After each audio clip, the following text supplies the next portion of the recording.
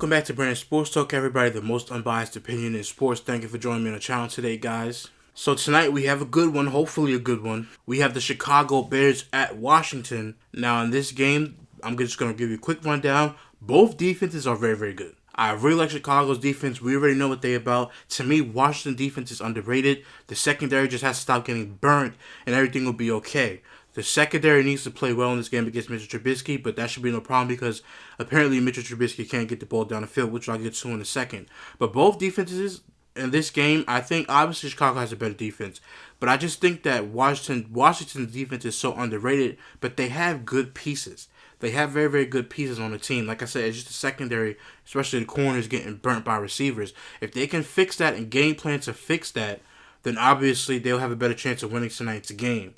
But both defenses, in my opinion, are very, very good. I don't think Case Keenum is going to be able to overcome Chicago's defense, but I do think both defenses is good. I don't think this game is not going to be a shootout.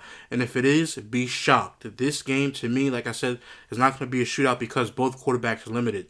Now, when you move to Washington's offense, they have very, very good players on the offensive side of the ball. Like I said, they have good running back Adrian Peterson. They have good tight end with Vernon Davis because Jordan Reed is out. They have decent offensive line. But the problem is that Trent Williams is out. And Donald Penn, he's a good veteran that could come and replace him. Obviously, he's decent enough to come in and help out. Washington has a good offense, but they're limited at quarterback because Case Keenum cannot throw the deep ball. And when you have receivers that can run fast and get deep, that's a problem. Now, he did hit him on a strike in that Philadelphia game, which was very, very good by Case Keenum, but they tried to do it again, and he couldn't get the ball there, and then he grabbed his helmet because he knew in frustration that he could not get that ball down the field because he just doesn't have that strong arm. So if you look at Washington will be limited by quarterback. Now, I don't know if they put Dwayne Haskins in if Case Keenum doesn't play well, but I still wouldn't do it. I would just, I know you're not supposed to say this, but I would just lose the game. And the reason why is because I'm not messing with my future quarterback psyche. I mean, maybe it'll be different because you guys saw Daniel Jones start and the Giants don't really have a good offensive line.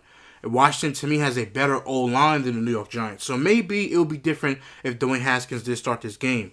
Or he did come in if they were losing and he wins the game for them. And Washington, I like Dwayne Haskins, but if Washington is not going to be where Jay Gruden is next year and you fire the head coach, I would just leave Dwayne Haskins sitting down. But maybe they'll put him in. It depends because he can throw the ball stronger and deeper down the field than Case Keenum. Case Keenum doesn't have a strong arm. I think that's going to be the Achilles heel of the whole entire night and the whole entire offense. Now, the same thing when you move over to Mitchell Trubisky. Mitchell Trubisky's problem is that when he throws the deep ball, he's just not accurate. At least Case Keenum can throw the deep ball and just be accurate, or he overthrows something like that, but he just can't get it there. Like, it's not enough. Like, he needs more strength in his arm. Now, with Mitchell Trubisky, he has the strength to throw the ball. It's just he's just not accurate. That's the problem that Chicago Bears are going to have to face this season is his quarterback play. I like Mitchell Trubisky. I like the kind of draft. Everybody booed him. People booed him. They were upset, but I understood why because it's like the same thing with the Giants. Like, who is this guy? Everybody knew who Mitchell Trubisky was, but it was just like, why would you draft him? And I got it, but I sat back and said, hey, man, he's going to be at least decent. He's going to be good. Just wait and watch. Now, he's been decent. He's been improving, but the deep ball accuracy has not been improving. And Chicago needs that if they want to win. Chicago has a Super Bowl team that is ready now. Think about this for a second. If Patrick Mahomes is in Chicago, they win a Super Bowl for the next 5 years every single year. And I don't care how tough their schedule would be. That's how good Patrick Mahomes is. He would be with this defense. So if you look at Mitch Trubisky, if he was, I would say, a better ball player than Matt Ryan, this team would win a Super Bowl this year. I don't care how tough the schedule is. They could win a Super Bowl. But because of his limited ability with the offense, I don't think it's going to work. They have two running backs. They have wide receivers. They have a good tight end. You have an offensive head coach. You have Chuck Pagano there for the defense coordinator. It looks like this defense hasn't lost a step. This game should be about neutralizing Case Keenum and make sure that he doesn't get the ball to his fast receivers quickly or anything like that. Chicago's defense, to me, is going to overpower Washington's offense. But can Mitch Trubisky overpower the Washington defense? And when I say that, he could, because obviously Philadelphia did it, and obviously Dallas did it. But my problem is that Dak Prescott is more advanced than Mitch Trubisky, because he's not that limited as far as Mitch Trubisky is. The same thing with Philadelphia. Carson Wentz is light years ahead of Mitch Trubisky, because they're really limited.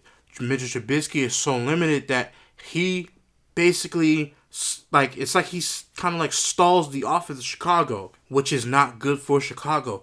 This team can win a Super Bowl and can be on a cusp of a Super Bowl, but the problem is Mitchell Trubisky is limited. He has to get the ball down deep in this game. This game is going to decide whether or not he is the quarterback of the future. Because let me tell you this, if they lose this game to Washington, especially again, now I understand if it's Dwayne Haskins and he comes in and lights up because Case Keenum doesn't play well, but if they lose to Case Keenum and they lose pretty badly, Mitchell Trubisky will be the talking point in Chicago, and they will be questioning the GM about moving on from him and possibly saying, hey, listen, the season lost because we can't go anywhere with him. Go get somebody outside of the draft. Go get Tua.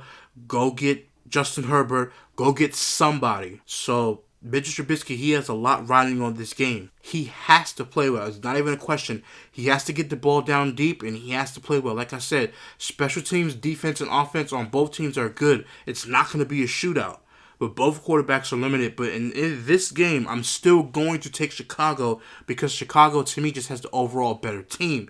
Even though Washington does have a good offense, defense, and special teams, to me, Chicago just has the better defense. And to me, Chicago even has the better offense. But both have limited quarterbacks. But in this game, I am picking Chicago.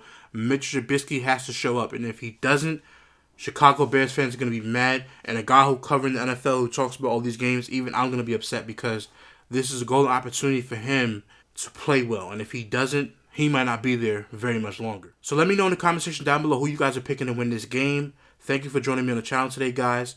Please like the video, subscribe to the channel, share the videos with your friends and family that they can get the most unbiased opinion in sports from Brandon Sports Talk. Until next time, guys, thank you for watching. I'm out. Peace.